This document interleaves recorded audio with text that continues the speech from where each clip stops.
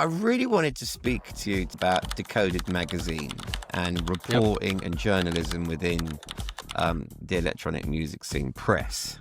Because you see a lot of press, you see a lot of good press, you see a lot of made up press. But I've always liked Decoded Magazine because what you see is what you get. Bitterness and jealousy, and I make a big point of having a lot of female DJs coming on here, and we've got a lot booked to come on here because I've read some of the shit that they got to put up with, and it's diabolical. And these are artists that have learned on their bedroom floors with sound labs, you know, all the way through to main stage headlining some of the biggest festivals in the world, and they're still absolutely ripped apart by the most surprising of people at times. You only really had Mix Mag and DJ Mag and one or two other sort of sites around the world that were covering everything, because it was that transition from print over to website. Social media is just really sort of kicking in. Let's start something, but we only want it to be always underground. Like, we still have it to this day, but like, no EDM, like, it's still part of our mantra today. God, we used to beg and plead PR agents and stuff, go, can we please interview this DJ or such and such? And, you know, now it's like, you know, then it just all of a sudden this light bulb switched on, and we were just getting inundated, you know, some of the biggest names, and we were like, we've got something here.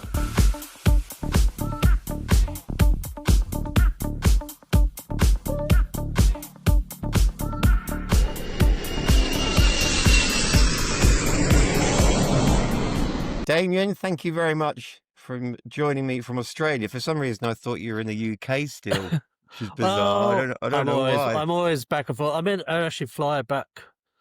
I leave tomorrow, actually. So, yeah, you got me just before I fly back to the UK tomorrow. So, there you go. So, I mean, what part of Australia are you from? Sydney originally, but I've lived all around Australia. And then the last 20 years, I've basically lived in Europe. Now, I wanted to speak to you today because I've seen your name everywhere over the last 20 years, doing different things, different roles, wearing different hats.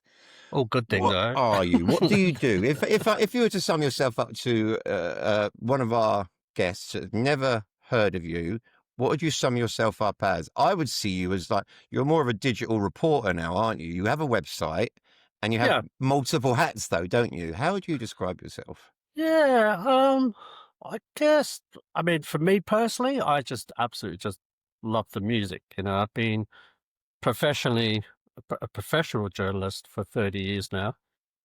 But I've also been a professional DJ as well for 30 years. A bit longer on the, I'd say professional, than my first paid gig 30 years ago.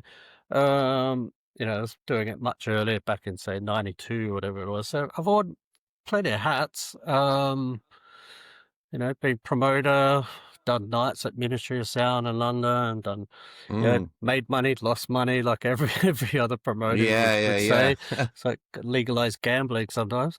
But predominantly now I just spend my time running Decoded, Decoded Magazine, which is... we started that. I think we just turned 11, actually. Well, officially 12. Officially 11, sorry. About 12 years ago, we started. It used to actually be called This Is Progressive. Then 11 years ago, we changed the name. Actually, by chance, I was with in Pasha with Graham Sahara in I know, G. And Legend.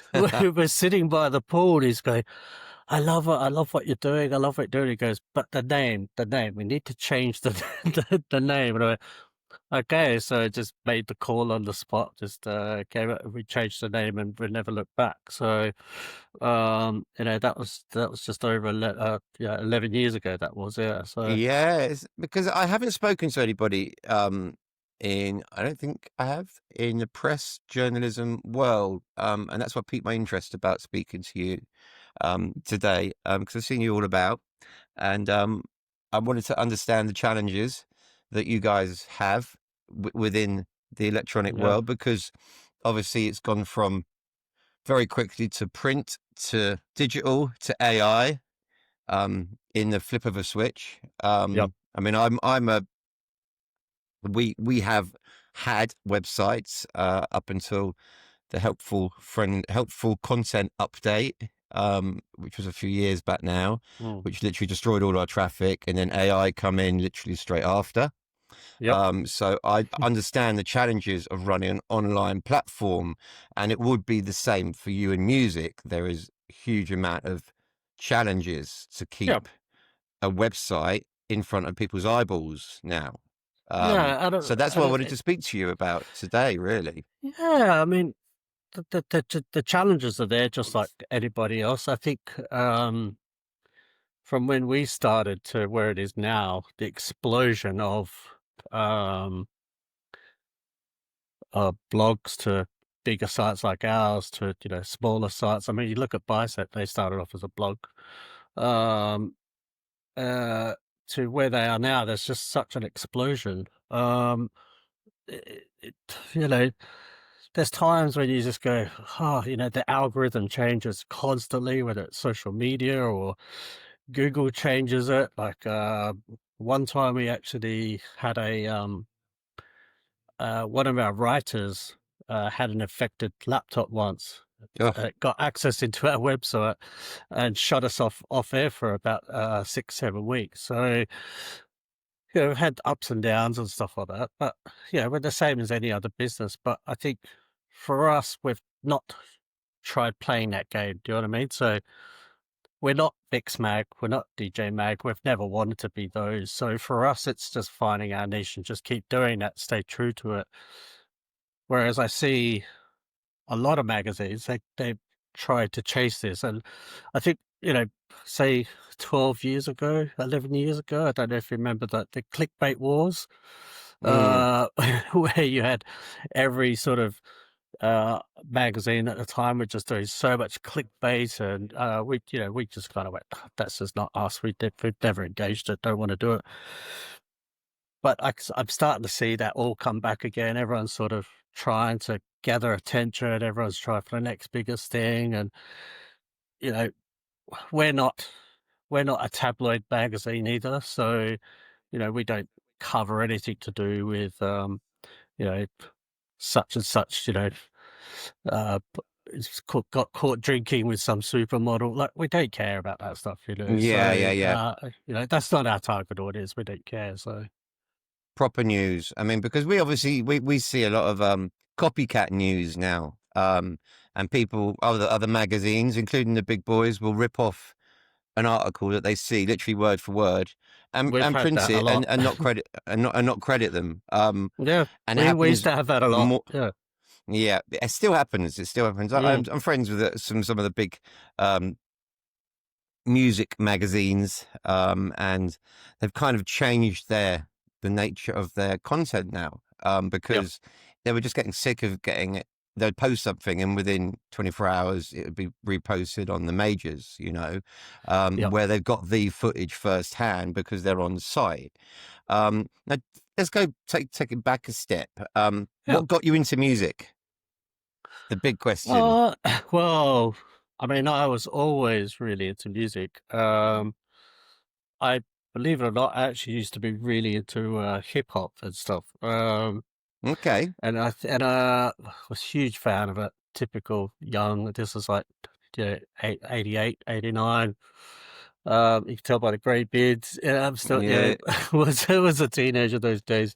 Um, and there's a radio station here in Australia. I'm not sure if you're aware of it. It's called Triple J. And at the time, it's a government run youth radio station. Um, and at the time, they used to play these late at night, so like 11 o'clock at night. They used to play like this world music, and they'd start playing all this like electronic music, and I was like, "What is this stuff? This is mind Mm. blowing," I'd sit up really late at night and just listen to it, and it was all the old like Speedy J X mix sort of stuff. And I was just like blown away by it, and I was like, "What is this music? What is it? What is it? What is it?" Then comes '92, I think it was. I moved from Western Australia to Adelaide, where I'm at the moment. Um, and I walked into a record shop, and there was Prodigy Experience playing. So I was Okay. like, "Wow, what is this stuff?" And yeah, it's got it all, and it's like a light bulb moment. I just went, Yeah. this is what I want. This just really speaks to me." I found that at the time hip hop was all like, you know, it's pretty degrading, and it was all like, gangster stuff. I didn't, it wasn't really me. I wanted something that was, I don't know, you could lose yourself in it. And yeah, I've never really looked back ever. So Yeah, it's a bit more inspiring because I like hip hop. I'm just a bit bewildered sometimes by some of the lyrics, and how mm, aggressive they are. It's gets scary. I know I wouldn't want my kids to be listening, but some of the yeah, original hip hop. I was speaking to Gary from ex Hoxton Whores yesterday, and he originally is hip hop, and now his son, who's 18, is now listening to yeah, all his 80s hip hop, which is gone. So that's gone full circle. Um, yeah, so yeah, I mean, it has a great. Uh, Loads of people have got different beginnings, like say Graham yeah, Gold with the soul music and everything. Mine was, well, I can't remember. My dad was so much into the early rave scene. That's all I can really remember. yeah. Fleetwood Macs and things like that. I think in the Oh, car, and Billy Joel, um, Dire Straits. Now, so yeah. what did you become first? DJ, promoter, journalist, labels? Uh, How did that all come about? well, DJ first. Yeah. Had um, the realistic, the belt drive turntables and Oh yeah. the old, yeah, thing. I think at the time I was doing some, with doing some stuff with the army at the time. And I remember getting this paycheck, and I was like, I could have blown all my money on go buy all these decks and records in Australia at the time. I think they were like $15. So that's equivalent, let's say, like £8 at the time. So it's a lot of money. Mm, Um, so you'd be spending all your money, and at that time as well, was really kind of more into the more hardcore sort of sounds. mm-hmm, And the sort of more the German charts and stuff back in the early '90s sort of stuff. So played that for quite some time. And then the first rave that I put on, I actually drew the flyer. I had a cog from my car. So put that, drew around it, put another one. We called it Industrial Insight. And it was just a hand drawn. We went to a local shop, photocopied them, just handing them out everywhere. yeah. Old And we school. went to we did that. So we went to a place up in the countryside, up in the hills in a forest. And we found an old house up there, an abandoned house. And so we had no money.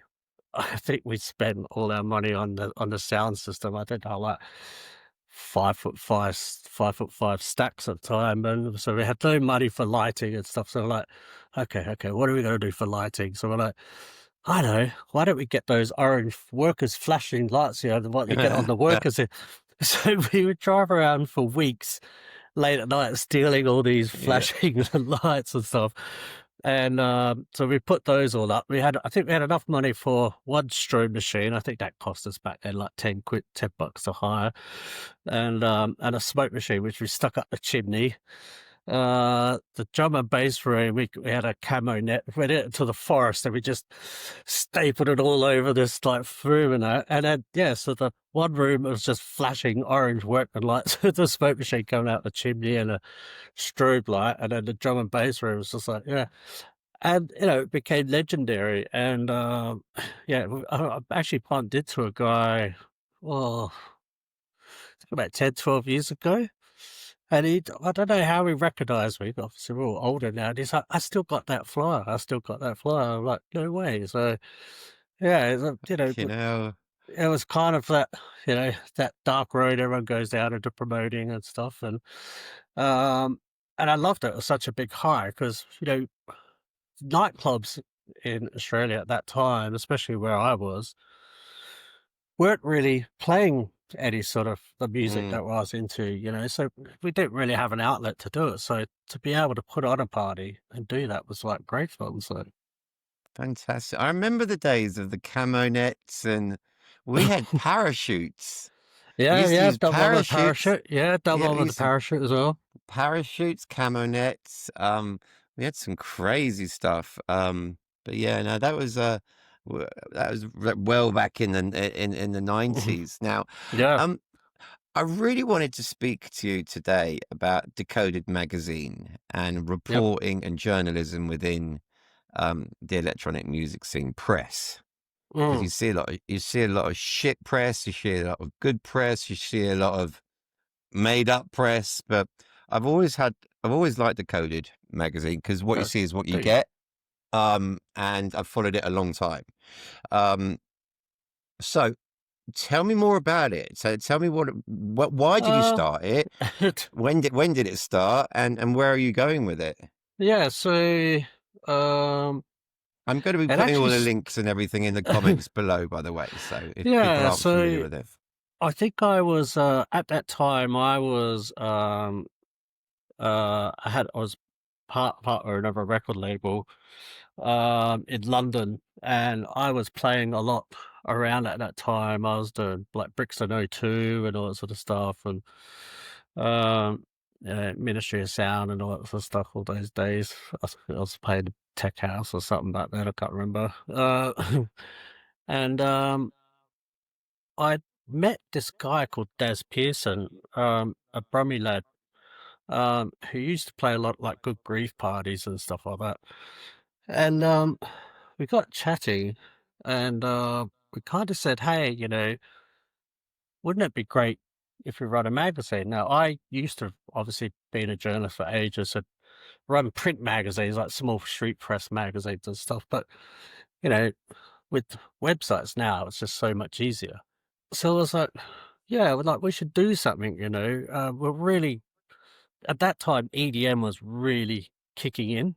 Um, And it was like everything just seemed to be the gross, disgusting excesses of EDM.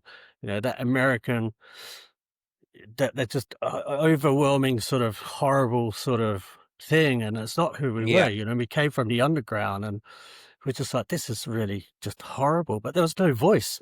There was nothing being printed at all. Like you only really had, you had Mix Mag and DJ Mag and one or two other sort of sites around the world that were covering everything, because it was that transition from print over to website. Social media is just really sort of kicking in. So we're like, okay, well, let's start something, but we only want it to be always underground. Like we still have it to this day. We're like, no EDM, like get stuff. Like we don't want it.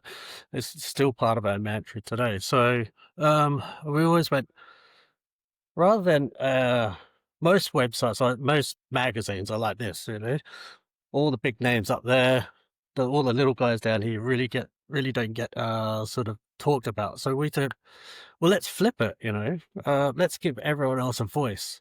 Let's give upcoming DJs, let's give some people who, got some great releases, they've got nothing to, no outlet to talk about. Mm. So that was really our reasoning to do it.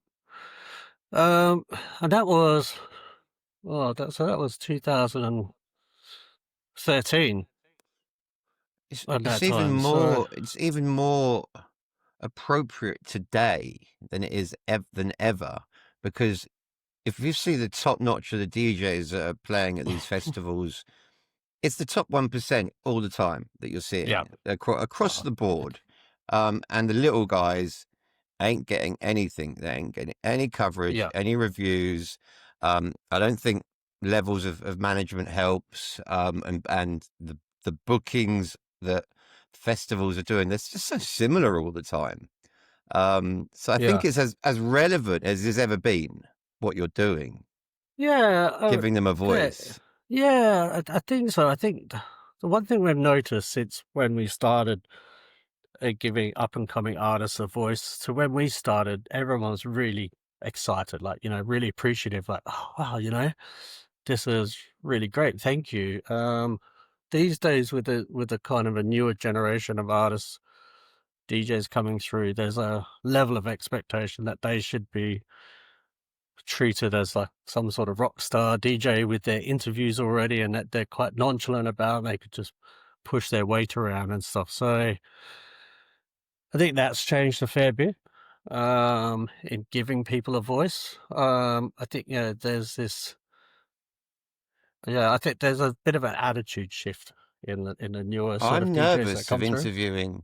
I'm nervous of interviewing newer DJs, because Yeah. I'm very much the whole podcast has been more of a, because of our events and who we represent and who we work with, is very much an old school. They've all got long stories, 3 decades, like ourselves, and I haven't actually interviewed any fresh young talent that are just breaking through, and it makes me nervous. Yeah. And maybe you just piqued my problem, the problem there, when you just said the ego has come far more into the music industry, and you do hear about and see the attitude of some of the newer breed coming through, and you've seen that reflecting in the nature of the press side of it as well. Yeah. That saying, we've had You're in going to the get your lovely past. guys, but you're going to get your Well, I mean, dickheads as well. In anything, we've in we've any. had we had this. I remember. I won't say the name of the artist, but they're quite a big artist. Let's just say, American artist, which that's an whole nother story. Yeah. So, but I remember their manager was, we had a writer, a really good writer that's ex RA writer, ex mixed mag writer and stuff, which is based in India. Interviewed this artist in New York, and start giving away little breadcrumbs, what it might be. And the his manager basically just abused her. She's like ringing me up crying. I'm like, they'd bring this artist, and I said, you know what? We're going to cut you. We don't want anything to do with you. You can get stuff. Yeah, We're going to yeah. put the word out that don't ever work with you. Because you can't treat staff like that. And then he didn't know about that, what his manager did. So then his manager had to get on. He's like, yeah, this is how we do business in New York. And we're like, well, we're not in New York. First of all, we're a UK company. But secondly, like, you just don't talk to people like that. It's the music industry, like, Just you've be got nice, to work man. together and stuff, but his ego was so huge. But from that, we learned very quickly that I will easily send back an interview and I say, this is shit. Don't want it. Right. Yeah. Fix this up. Yeah. You're treating your readers with contempt. And these are your fans, right? Yeah. Do so. Write something properly about what you do. Don't just do the whole like, oh, COVID was tough. God, yes, COVID was tough on everyone. And also don't insult us. We're not some 2-bit sort of thing putting around. So yeah, if you got to stand up for yourself and just knock them on the head when that ego comes through. Absolutely. I mean, we've been really fortunate since we started this that everybody we've worked with has been great, and we always obviously preview the podcast to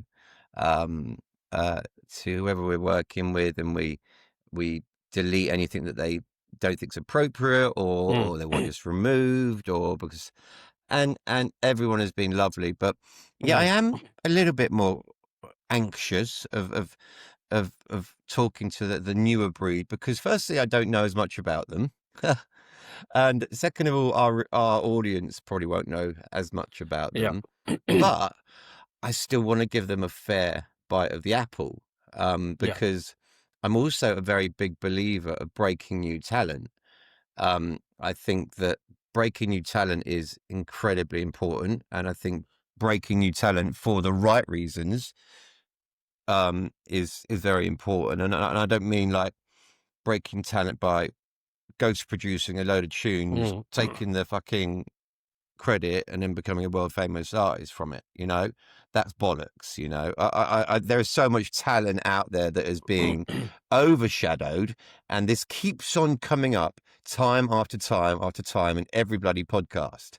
That there's so much talent out there, but it's been overshadowed by the politics and the noise. I wrote an article about 10 years ago. It's probably the most viral articles we've ever written. It was just a throwaway little rant. Like back then, I used to be like, have a rant and get on right now. Yeah. It was something you never thought would go far. They were famous for it. I never think they'd go far. Yeah, we weren't really far. Like Carl Cox, everyone was sharing us and stuff. And I said, are we to blame for the state of the music industry? Not these DJs and up and coming artists with egos and stuff, but maybe it's our fault, because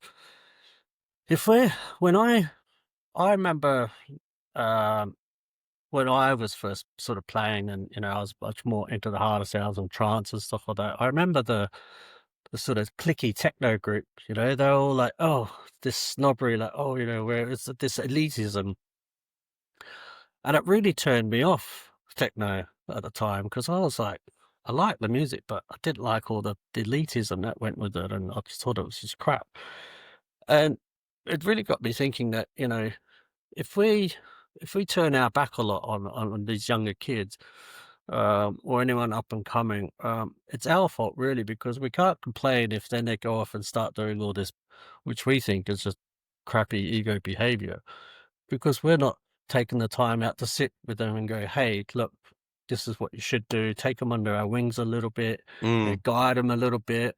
Don't look down on them so much that, we're the old guy. Because you look at the kids these days, they've essentially, since COVID, have gone through and rewritten the whole rules in how clubbing is and stuff, how they do promoting and stuff. You only have to go down Hackney or Dalston or something on a Saturday night, or this pop-up party culture that they're doing, or they've just gone, we want nothing to do with media. They don't want anything to do with record labels. They don't want anything to do. They just created their own DIY party series, because for too long, the industry just kind of wouldn't give them that upper hand. So, it takes a village to raise a child. It's the same with us in the industry. We've got to be there. We've got to nurture them and stuff. And, we're lucky we've got platforms that we can do that. So.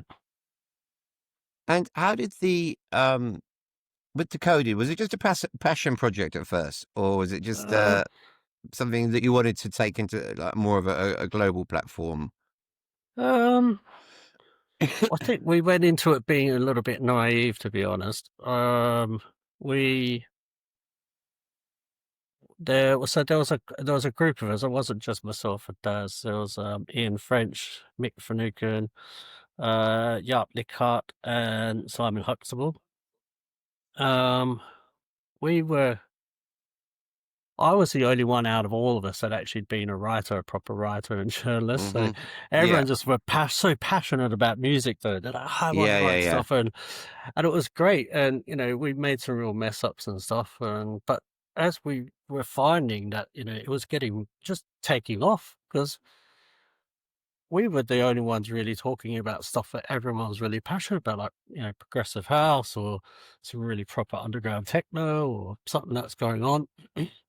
We weren't following any trends. We were giving people the same platform as somebody else. And, I remember the days where, God, we used to beg and plead PR agents and stuff, go, can we please interview this DJ or such and such? And, now it's like, then it just all of a sudden this light bulb switched on.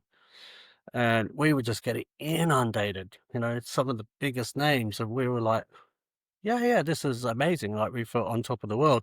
But I think that's when we realized it was less of a passion project, and that we've got something here. And that people really, really really like what we're talking about. We're not clickbaity. People really resonated with it. That we weren't, we're not just, just writing rubbish articles and stuff like that. So we're talking about stuff that people really cared about. So we What are still do. But I think that's when we really, really, that would have been probably 2014. I think a lot of people like these platforms. And what did you find that the biggest challenges were that you faced in the early days of launching a platform? Was it just getting it in front of eyeballs? Do you know what? We were getting shared a fair bit. Like I remember, 2015, so there's a back end that you can rank yourself on in terms of social media traffic and stuff what you're getting. Yeah, And so, yeah. we've got DJing, we've got all the other ones in there.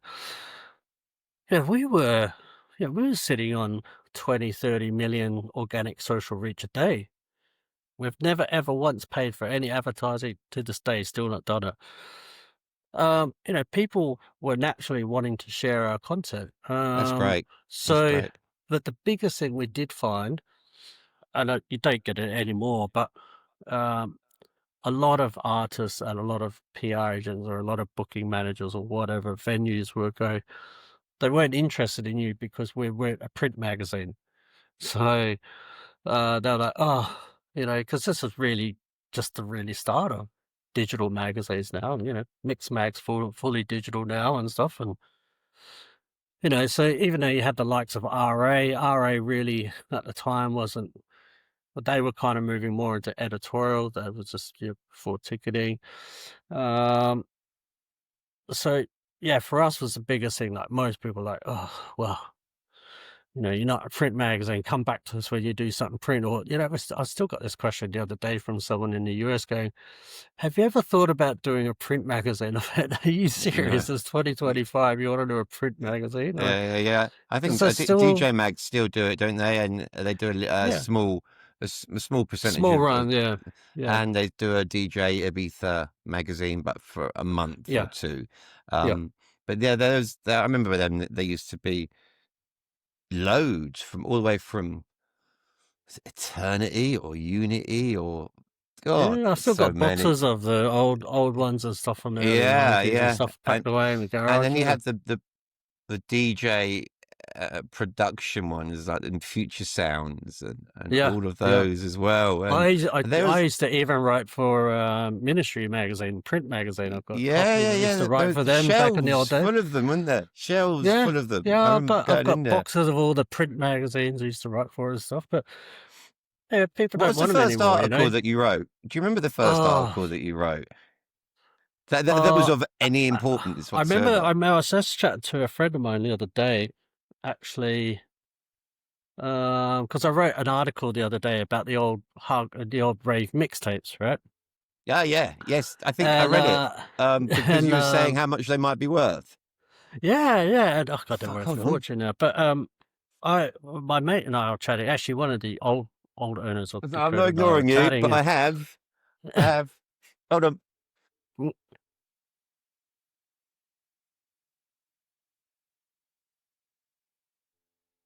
Because when I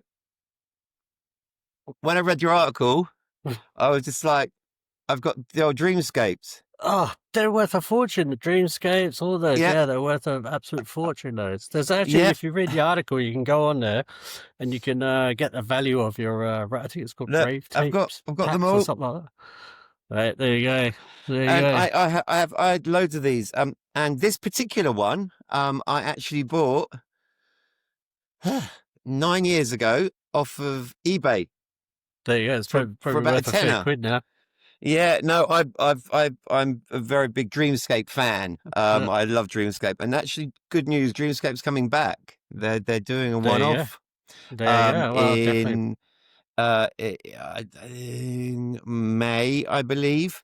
I think somebody's taken on the license again, and they're going to be doing a smaller version of obviously what it used to be.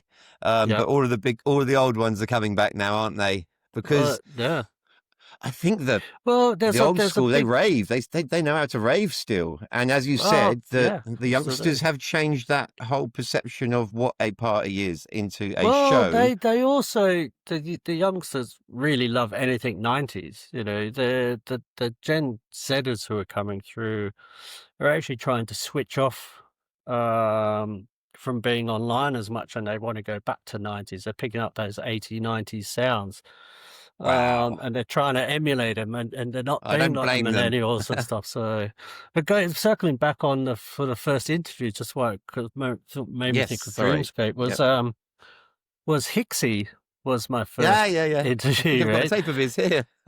And it was in 1997, and my daughter had just been born, and so my partner at the time came home. I just did all the feed my daughter, drove to his hotel room, and we're sitting there, and we're like, I remember this. We're sitting in this hotel room, and I kind of go, you smell something like really weird. I realized my daughter had done the typical baby vomit all down my back, Ah. and we just had a good laugh and stuff, and obviously cleaned my shirt up. But that was I do always remember it because that was the first time. He was like a hero of mine or two at the time. So He's still going, isn't so he?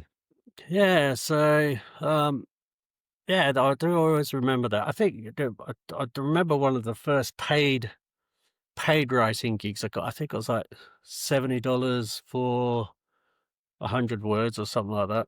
It's a lot of money back then, I think. So this would have been Yeah. 93, That 94, was something good like money back then, yeah. I mean, that. Yeah, we've and employed a lot of writers over the past with our websites that we used to have. So that's mm, good. That is good money. yeah. Did you have any particular articles that really took off and then you went, right, I Uh, want to be doing this? Besides a couple that we've yeah. mentioned before. Early Um, doors. do you know It what? really It's the hard. cemented your place. Do you know what? It's some, Ones that it's always the ones you write that you don't think are going to make anything, right? So that actually just go crazy. Like I remember this would have been 2000 early 2016, I think.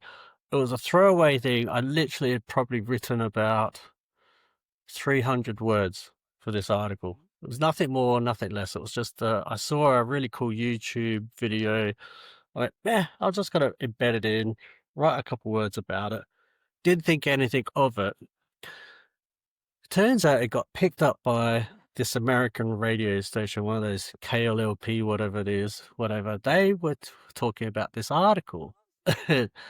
And then, because it was an article about a laser disc, a vinyl. You put your vinyl in like the old laser disc and it just put it in. It was like this weird thing. And it blew up. And I think it got something like 3 million visitors, 3 million site visitors in 1 month. I'm like, what the hell? And the guy who actually made this thing, he'd never sold one of these things for like something like 10 years, and he had a warehouse stacked of them. And he's going, thanks. He basically sold out of them all now because all this went viral around the world and stuff like that. And he just sends me this personal email, and he's like, "Thank you." He's like, basically, that was his retirement fund. He was like this old Japanese guy. So I thought that was I hope he really gave funny. you a I, drink. I was, I mean, these were like 15 grand bloody laser turntable type things. Really? They're So expensive, yeah? I was like, I Ah. was thinking, you could probably just give me one. I'd love it, thanks. But yeah, would have been nice to have a drink. But look, this article. Sometimes do you know what? I got like the nicest message the other day, just randomly out of blue from Yoris Vaughan, Hmm. where I'd written an article. Can't remember what the article was about now as well, but he just wanted to say it was one of the nicest bit of writing he's ever read, and it really resonated with him, and thank you and stuff. I was like, oh, thanks. It's really nice to get that sort of feedback. So, but I don't go into any article thinking, oh, this is going to be great. And the ones I do think Yeah. this is going to be really viral, that people going to really like this, end up fizzers. It's the Manage ones I your just write. expectations. Yeah, like, because, I put a lot of, I write full time. So, it can really take it out of you sometimes. So it's just when they pop up, they pop up, But my inspiration from them come from just I'll be sitting talking to my nephew. Obviously, he's young, and I'll tell him about some old days, old raving days. And I was talking about how we used to use the old mini discs, the Sony mini disc for recording, because I got him a tractor controller now and teaching him how to use tractor and got him tractor 4.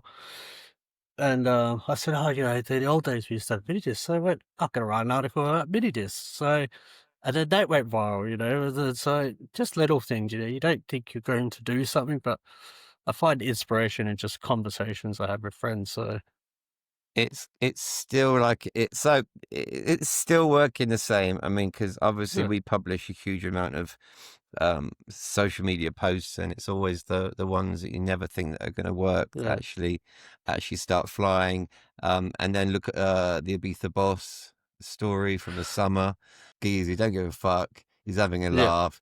Shared it with one of his friends, and they shared it, and the next thing you know, it's got picked up by a lot of the big magazines, and now he's made a 800 grand or something. So, but he's apparently he's a lovely guy. So, but it just shows that that's still a very applicable now.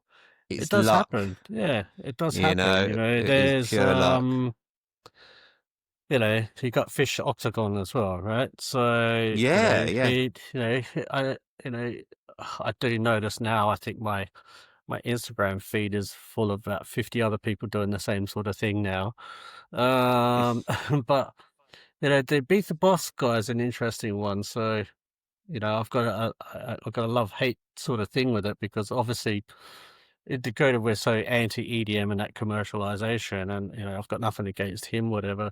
My only concern is that we know the industry, and will he get picked up, chewed up, spat out as quickly as he's been pulled up? You know what I mean? Like his mental health going forward. I think it will happen. I don't think it'll be around for too long. Trends and memes don't last that long. It'll get boring. I think post Christmas, gone. I just hope he makes the best of it, because I know people who've met him. Richer than I am at the moment. Yeah, I know people who've met him, have spent time with him, and they say he's a lovely chap. All the best to him, and he was just having fun, and look what's happened. So how has music journalists changed since you started, especially now we have streaming and social media and all of that jazz? I mean I've done it for so long now. I think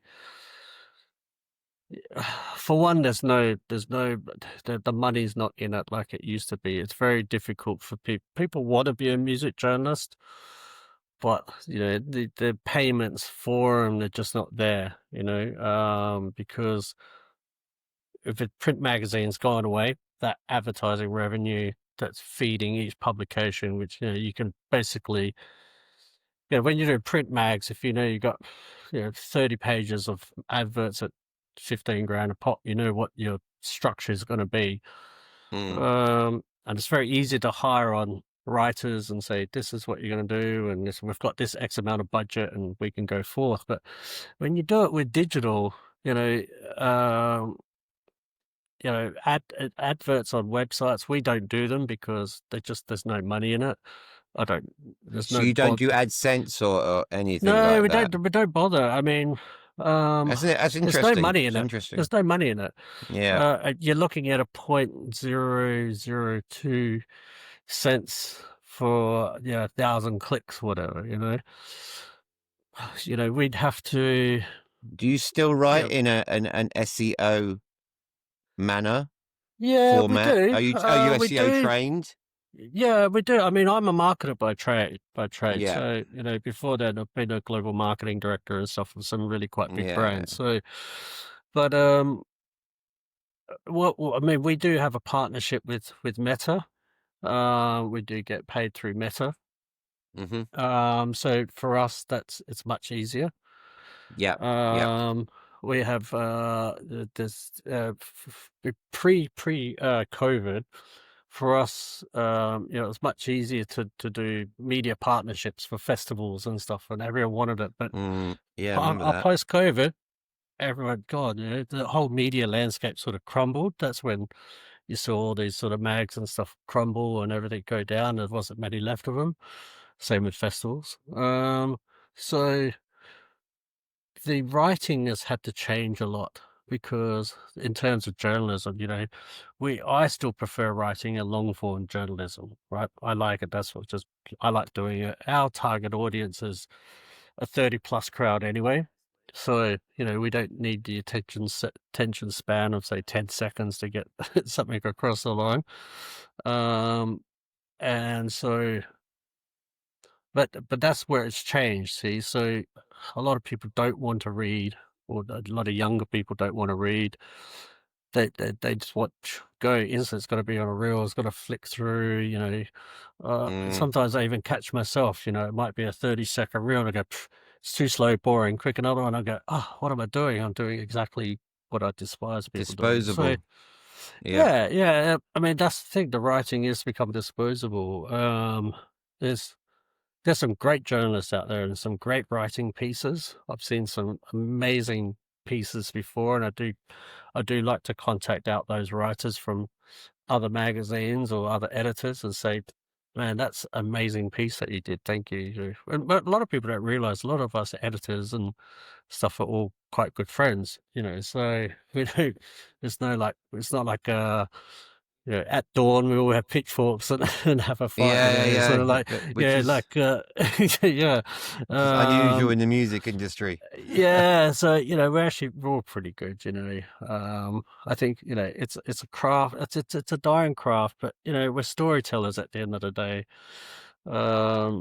And I do think one of the biggest things, I've had this conversation with a few people recently. We have to be much more careful what we write about these days. There's a lot of topics I'd love to talk about. And I know this from other magazines, they'd love to talk about them as well, but we just go, don't even bother. Because of the comments. It'll just open up. It's like prodding a bee's nest, isn't it? Opens up, you get cancel culture going all of a sudden. And it could be quite a legitimate article, and then, Interesting you mention that, because I had a recent experience of that as well. So you find that you're limited as well with what you want to write about and can write about. I think there's a lot of people feel that way. I know having, a lot of chats and sit down drinks and stuff, sit down somewhere in Hackney and have a beer and, we catch up with a couple. A lot of DJs feel that way. A lot of PR people feel that way. Walking on eggshells sometimes, and that it's something that always comes up, so when we're trying to work out, what we want to write about, let's say we're working with a PR agent, they might sort of say there's a story idea, and I'll go, well, I don't know, sometimes I go, look, I'm not touching that one, sorry.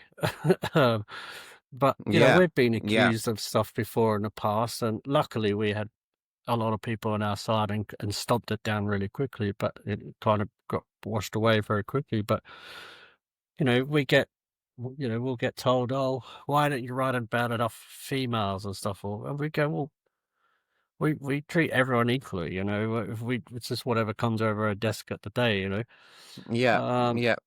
So, but I think the biggest thing is just basically the how people want to read and access content. We still write a lot of long form stuff. So I think, everything's social media driven. So you've got to also go yin and yang, and then they change the algorithms a lot and all that sort of stuff. So you could be writing on a high one week going, oh my God, we're doing really well. And then the algorithm changes and you're back down again. You're like, oh, damn it. So you just got to roll with those punches and just pick yourself up. And, they're never transparent because they want you to spend more money trying to figure out how to get your numbers back up. Yeah, no, we're very familiar with that. But no, we had an interesting, obviously we did some very, I would call them, if we did them nowadays, controversial parties, like the Slut Party and a lot of the stuff that went on at Manumission and a lot of the stuff that we did in Ibiza back in the early 2000s, if we did it now, would be all over the press.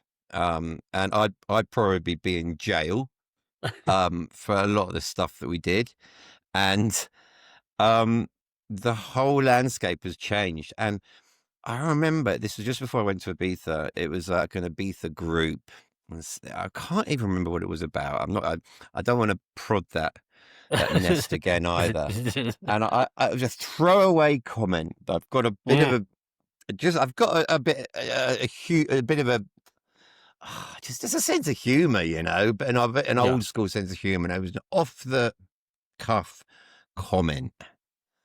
And I tell you what, I didn't expect this from an Ibiza focused group, but I got hammered by Karens. Like, do you realize what? And I'm just like, holy shit, things have really changed. And I hadn't realized quite, because if I'd said this a couple of years ago, nothing, you know? Yeah. But it was just like something that I would say normally to my friends. But yeah, it was really taken the wrong way. And I was just, it really opened my eyes to how much things have changed and what you can say and what you can't say. And also now I'm very, very careful of what I say online, because of the algorithms can misunderstand what you're saying and ban you, and then we get all our paid media campaigns suspended. We get warnings, and we've got to go through the whole fucking appeal process and this and that. So sometimes I'll post something, then I go, shit, I better not put, and then I'll take it down, and I'm just like, but it's only a bit of fun, but it can get you in a lot of trouble now. Yeah. You know, and I think that's what DJs are a bit wet around the ears about still, because they're too vocal sometimes. I think that whole 10 Walls thing, you know, remember the whole 10 Walls thing? Oh, yeah. Years ago. Cancelled completely. I think everyone just instantly from then on went zip their mouth. There was quite about 10 years ago, that massive wave of just cancel culture came through. And really, maybe 8-9 years ago, that massive wave of cancel culture went through. And I think everyone's playing it safe, which is a shame, really, because art, you should never really play safe. Or, obviously don't go out there and say racist. Look at rock and things. roll. You should never be racist and all that sort of stuff. I totally agree with that. You should be called out on that stuff. But if you're having to stifle yourself and your expressions and stuff like that, I find that really it's a difficult thing for me to. And that 10 Walls, he destroyed his career. Yeah. I mean, I think he even tried to make a comeback at some point. Yeah, he did. There was a really great article someone wrote. I can't remember, it was a couple of years ago. I think it was like a 7-page article interview with him. It was one of the most heart-touching sort of interviews I've ever read. It was so well done, and I could see it from his point of view. And then the PR agent sort of said, hey, I said, because I said, this is a great article, and he posted it, get an email from the PR agent or a phone call. I said, I'm sorry, I still won't touch him because we will get it. You know what I mean? That Flow one still hasn't, people are still angry. And mud, it only takes enough mud to keep throwing, something on us that sticks with us, because then they go, oh, you're now supporting him. And,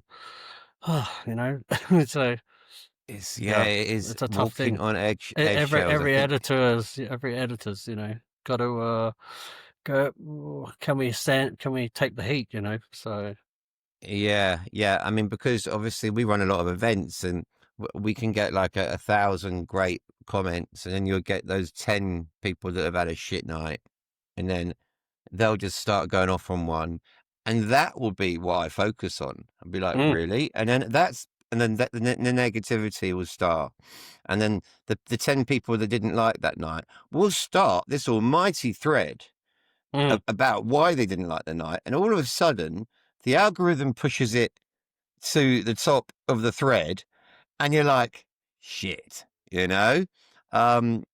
Well, I mean, just on that, I mean, I did an interview with Charlotte DeWitt, I think back in 2017. I think because I was playing on the same headliner and the same festival with her, so I said to promoter, I was like, I'll interview her. And nothing really came about it. Nothing really. It was all just a couple of years later. I do these decoded quotes. So I take quotes from an artist from these articles and make these little quotes. So they're really quite popular. People enjoy them. Put Charlotte DeWitt one on there. Oh my God. I've never seen so much misogyny, just disgusting talk, just the downright, just pure hatred and sexism. Just, I'm just disgusted. You know, It's they went horrendous, isn't viral it? onto some meme sites. Then they started taking. I had personally got in and said, "Look, I'm the editor of this magazine.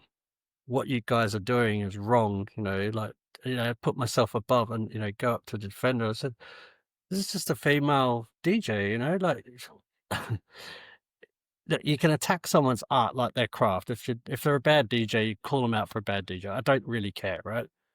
But you can't to go on the attack just because they're a female, to make all these innuendos that they must have slept their way to get there. It's like, it really, really upset me. And so to this day now, I get really wary about doing a lot of stuff with some female DJs because you know what that's going to happen. And we've got a ban list of thousands of people from our social media just because of that stuff that they've done. So yeah, Wow. it's troubling. You've got to be really careful what you put out there, what we decide we're going to do, because I don't want the vitriol of having some poor DJ getting attacked just because some bedroom DJ can't get a gig and he gets all upset, or she gets upset that they should be on getting an interview and they don't, and we get it all the It's time. jealousy, It's and disheartening. bits of, You actually go, I really don't want to do this job anymore sometimes because of it. So it's bitterness and jealousy, and I make a big point of having a lot of female DJs coming on here, and we've got a lot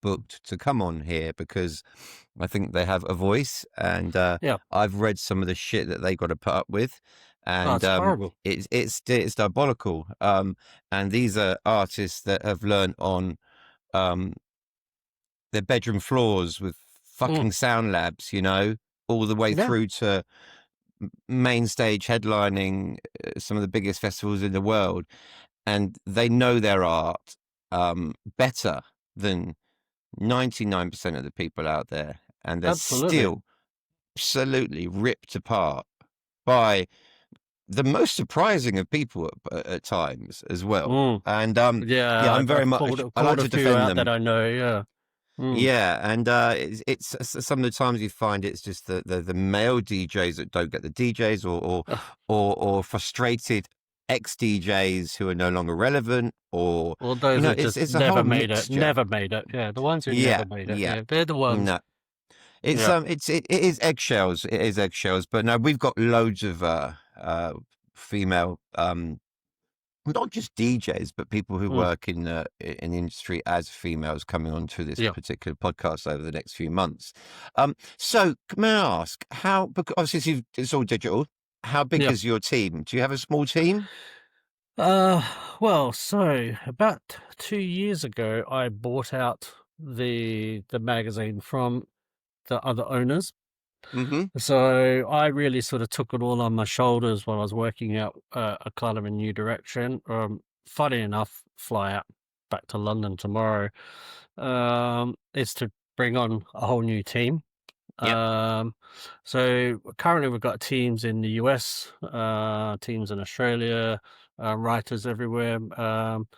We've got some in Europe. So yeah, it's still a small team. It's just a small, passionate team. I think it's a much better team. Not saying that the other ones were bad or anything. I just think, everyone's a bit more laser focused. Everyone, it's what they do. It's their bread and butter every day. Whereas rather than being in the love of it, which we all are, but those who are really, really quiet thing, who want to take the brand and elevate it. So yeah, it's still small. It still runs through me at the end of the day. I still say yes or no. It's long hours for me. So especially being in Australia, doing Yeah. two you work all day and then work all night. So, but yeah. So now the big question, AI. Now, we use it a lot as a tool. We don't replace Yep. people with it. We were bloggers. We had 3 websites before the helpful content update destroyed them. And we sold them and we moved on to other things. What are your thoughts of AI within journalism? Look, it's there. It doesn't Yeah. matter. It doesn't really matter what I think, because it's there. I I have issues with a few certain magazines that I know are 100% AI companies who are Mm, actually they're AI companies. And they're quite well known in the music industry. I won't say the names, and they're based by private equity. They annoy me because they just pick a thing, pump it through, rotate it through, knock them out. mm. Because I know that there's only 2 people working for the company, yet they're churning out like 20 major features a day. Is like, how does that happen? Volume, Um, volume, volume. yeah, it's just Yeah. volume. Yeah. But look, if a journalist uses it as a tool, I use it sometimes for um, if I want to rewrite something, I'll go give me 5 different other ways because I go I'm Hmm. stuck on something. I go, oh, this is really doing Absolutely. my head in, doing my head in. I go, but I use it in a long form prompt and stuff like that. I don't just go here, copy this and or just write something. It's got to be Mm. checked. You've got to factually check it back. You've got to do everything. You can't, don't just let it go for itself. You got to really work it.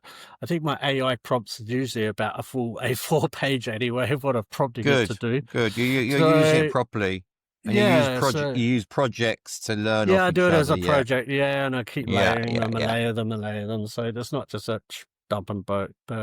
Um, I do see a lot of AI written in press releases that come through now. It's obvious, isn't it? And you can just pick them a mile off. I tend to email them back and I say, I'm not right. I can't put this stuff up. I said, it's terrible. Yeah. Um, but look, it's here to stay. It's how we use it. I've spoken to quite a few artists that absolutely feel like they're so emboldened now with it because they can not only be put something down in the studio, they can now create the artwork for it. They can create a video for it. They can create the copy for it. They can control their story. They can write their own press releases or release notes.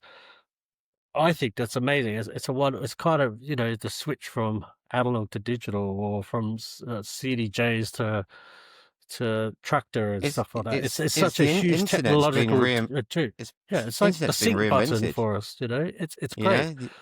It's Uh, just how you use it, and if you're using it nefariously, and if you're using it to pump out and churn and burn stuff, or if you're doing it to really, really scalpel your own craft and stuff. I think mm, it's an amazing tool. But look, people are always going to be one side or the other anyway. There's nothing you can do. It's about spotting it.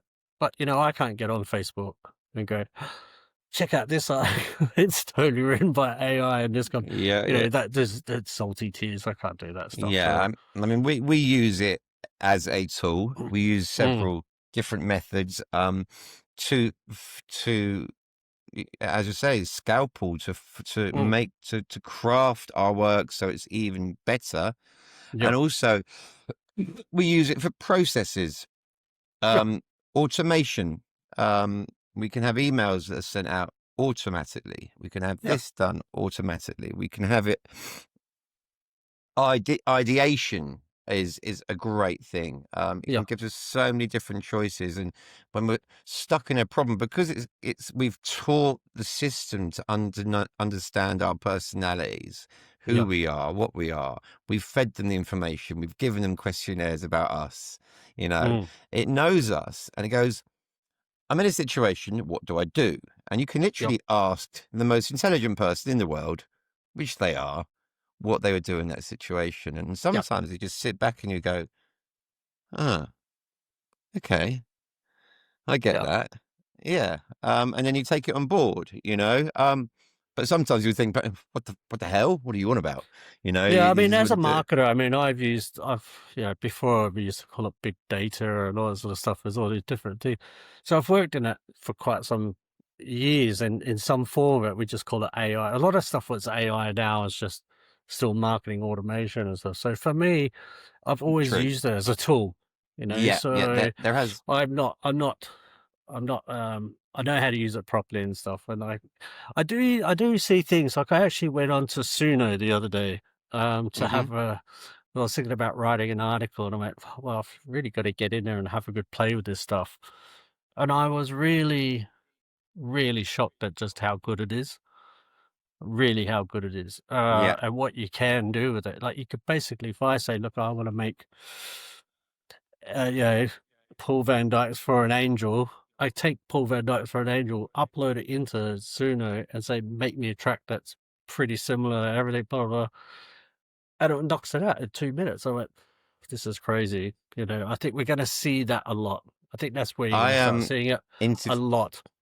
I interviewed Steve Mack from Mm, Brighton, yep. and he said he had who was it? It was someone quite well known in the studio with him, and he brought his son, and his son was just sitting there playing away, and it's actually in the podcast that I did with Steve, and he said that whilst they were there making a track, the kid was sitting there making a tune about them Oh, wow. on an app, Yeah. and when they'd finished, they didn't know this was going on. He gave it to Steve, and Steve plugged it in, and he said the quality of it was just studio fucking Yeah. quality.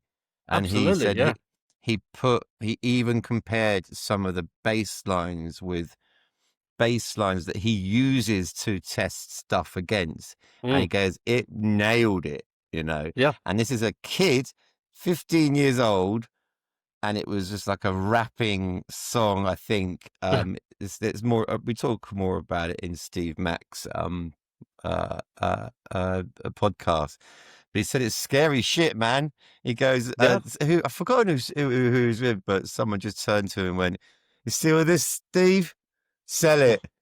You know, because he's Yeah. got his studio. It's Well, I just, think I think when I was doing it and playing with it, I went. um, One thing I was thinking, go, okay, let's say I made a really good track out of it. How would you then? This is where I think you're going to start seeing the house of cards crumble a little bit with it. Is that if you want a remix done of it, though, how do you, unless you give those prompts to the person who's got to remix it, and then they add in the extra prompts and use that program, because they won't be able to pull the stems out and stuff. They won't be able to pull yeah. all those parts of the track and then hand it all to them as a pack. So to me, I was like, I think you might start seeing someone and go, well, they couldn't hand over all the stems. Like, where do they get it from and stuff? But They'll probably I could create see it as something to do that.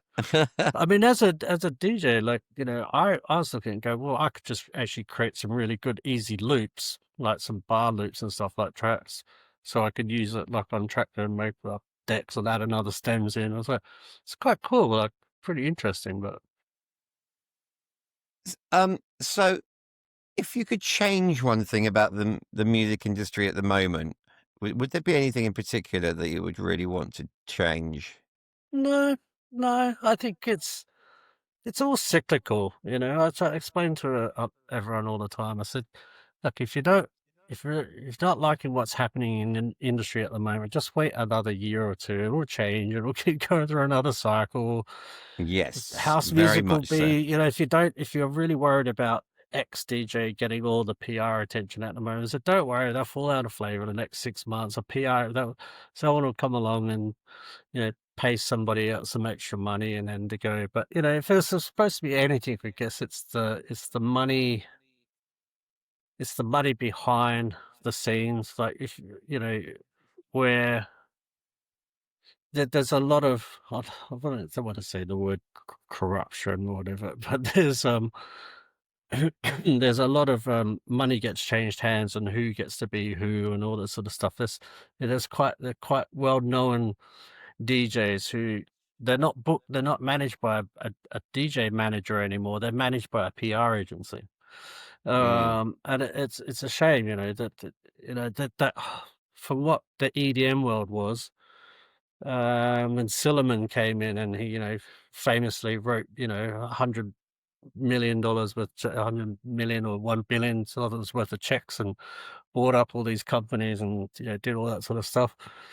It's not so overt anymore. It's not in your face like it was, that whole EDM scene. Nowadays they've learned to just put it aside, just underneath and stuff. And I think I'm quite privy to seeing where that comes, where that comes from, who's doing what and stuff. I just sit with the different PR managers and all that sort of stuff. So it's a shame.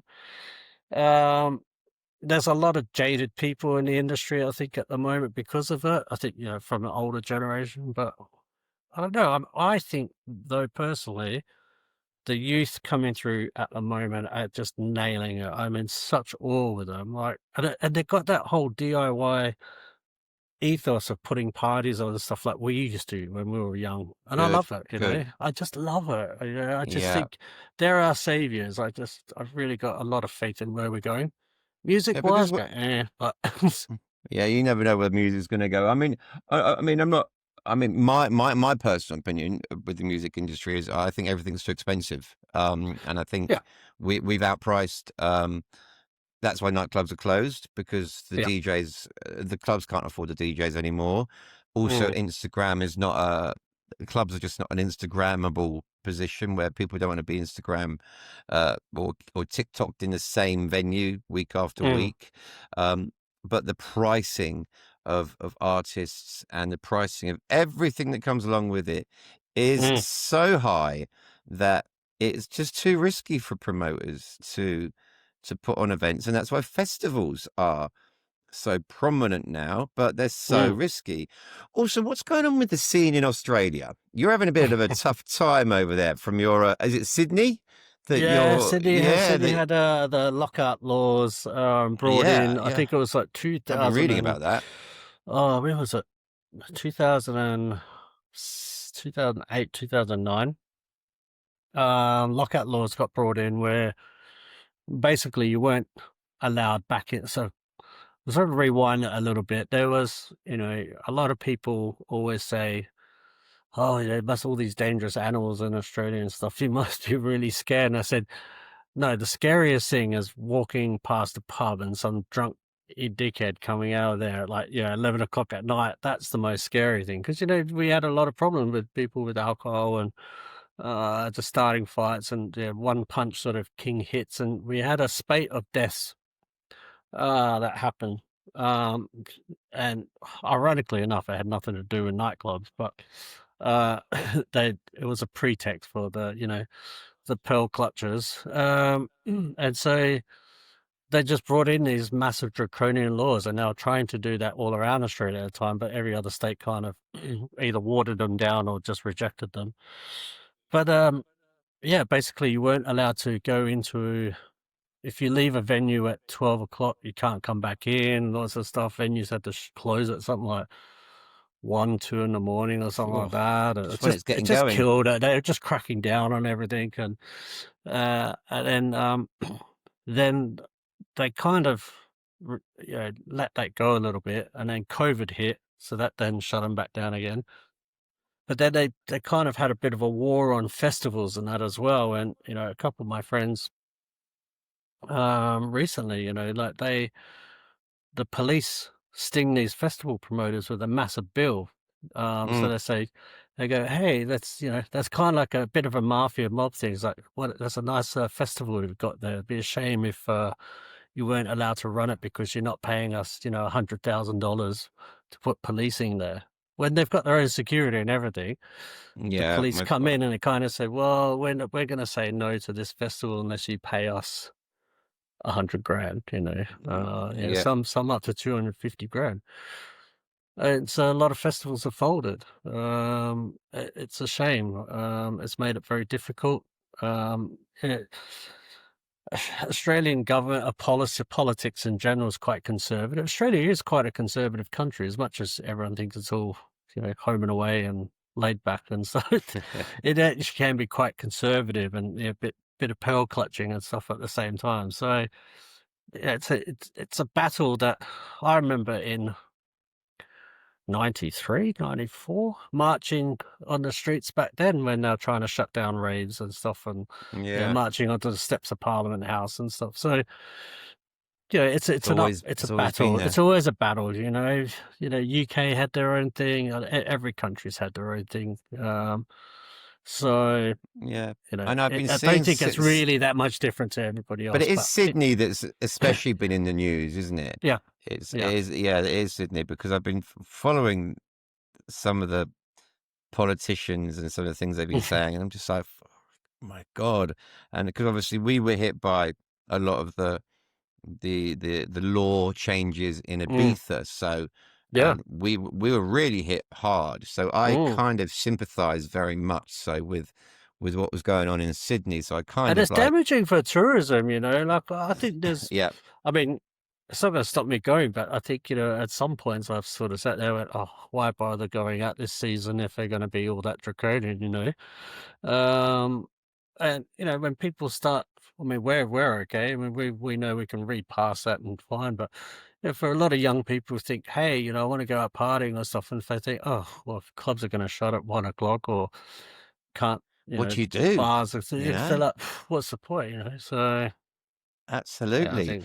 So I've had you for an hour and 15 minutes. Now, I do have a couple of questions to finish on. Fire what away. Would be, as obviously the podcast is called One Last Tune. You're a DJ. If you were to finish a night, would you have a particular tune that you would finish with? It's a very difficult question, I know. No, I've already got it. It's FC Kahuna Hailing is one of my all-time favorites. Okay. That saying, I funny enough, I did a 16-hour DJ set the other day for a house party. Did 16 hours. I couldn't walk for days afterwards. But I I dropped a Moloko track. Can't remember the name of it now. But now I've got all this younger generation like hooked on Moloko now. So and it was like, I can't even remember. I think it's some random remix as well. But so I've been playing that one a lot as well lately. So Because you got a couple of them now. But FC Kahuna Hailing is one of my all-time favorites there. And another question, which I don't usually ask, but because you're in this space, who would be the one person you'd most like to interview in the music scene? The electronic music scene. Yeah. I mean, there's some artists that are going to be really great to have. I've never really been one that sort of starstruck or sort of went, oh, I really, really, really want to interview them. But if I was supposed to probably do someone, I reckon Jamiroquai would be pretty interesting to interview. Yeah. I think he'd have some great tales, some really good tales, and a lot of touring lifestyle on different bands and stuff like that. He went to a lot of the Head Candy stuff. Yeah, with Mark Doyle. I spoke to Mark about him, and he used to go to Head Candy when he was underage, and they used to get him in. Yeah. So his name's been what's his name again? JK. JK, that's it. Yeah, I just think he's a fascinating character, and I know he's copped a lot of stick over the years. I don't really know where it comes from, but he's cool. He's such a talented person. I just think he's super cool. I think he's the type of guy I want to sit down and drink a whiskey with. And just talk for hours and just go, let's just have a talk. And they go, shit, I forgot to press record. You know what I mean? Like one of those people. So yeah, I've seen some wicked photos of him in El Divino, Head Candy. In Ibiza, so yeah, that's a good shout. It's a good shout. I haven't got a clue who I would like to speak to, but on that note, I'm going to thank you for your time. No, thank you. It's been excellent, and I been wanting to speak to a music journalist for some time, because it is a really important aspect, and every time you open up social media nowadays, there's some sort of electronic magazine I think there. we're forgotten about a little bit sometimes. So I think the case is there's a lot of them now, yeah.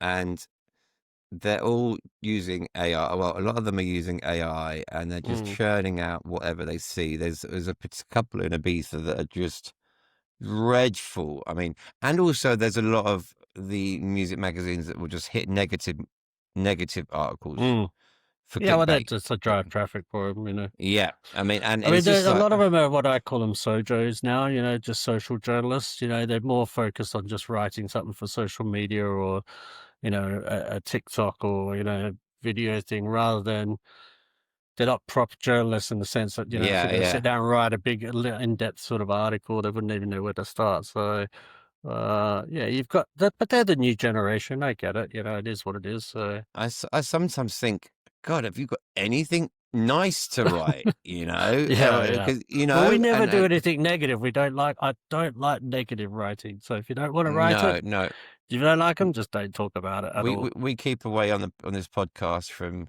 politics and Yeah. just the bullshit, and when I go back over the edits, I'm just very careful on maybe that's a bit too much. We just remove that. We don't need that in my life. Yeah. But Damion, thank you very much. No, thank you. And it's been great to finally have a good chat with you. I've finished all my Ibiza stuff now, so I've got a lot more time on my hands because it's a full-time job, Ibiza summers now. Oh, you guys did an amazing job over there. So yeah, it's we've got a great team, a great community, all built from social media and press, and it's just exhausting because obviously with the opening of universe this year, it's thrown up a lot more obstacles. Which it has for all the clubs, which we've had to overcome, and we've managed to do that. But that's just a new kid on the block, it'll start filtering out again, I think it'll be a couple of years until because it is such a huge, well-oiled operation that I think that there's a lot of people next year that still would not have gone to the island and seen it. Like I was over there for quite a while and I didn't even go, but I was just working all the time. So I think it's going to take a few years for it to just filter down because obviously before when it was privilege, you only had the big manumission there, which emptied everyone on a Monday. And now you've got 7 manumissions.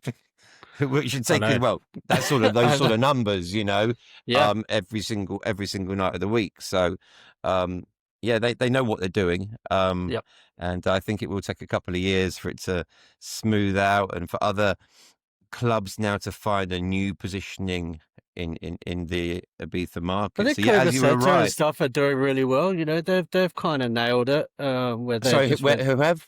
Cova Centre and stuff. I think they're doing really well. I mean, because they've just found their niche. I think it's all becoming very nichey. You've got the overall touristy getting in, but something like Cova Centre's a much older crowd. Stick with that. It works for them. I mean, for us, we're only like we stick at everything from age 30 plus. Our writing, so it works for us. You find your niche, stick with it. You don't have to become anybody and everybody. It's the same with you guys. You guys have got you're very niched into some of the stuff that you're doing. So I think it'll be fine. 5 to 8's been a huge success this year. Yeah. Andy and his team have really pulled all the stops out there. It looks great. Not cheap, but reasonable drinks, pricing, great atmosphere, open air, indoor, raw, stripped back club, over 25s. Yeah. It's just bang on, great lineups. And I'm sure, and this was their full first year at really giving it a go. And I think I think next year is going to be incredible for them if they keep on the upward curve. So, Andy's not new to the game, is he? So, no, not at all. No. Anyway, Damion, thank you very much for your time. Yeah, no worries. Really Thank you very much. It, and let's catch up again very, very soon.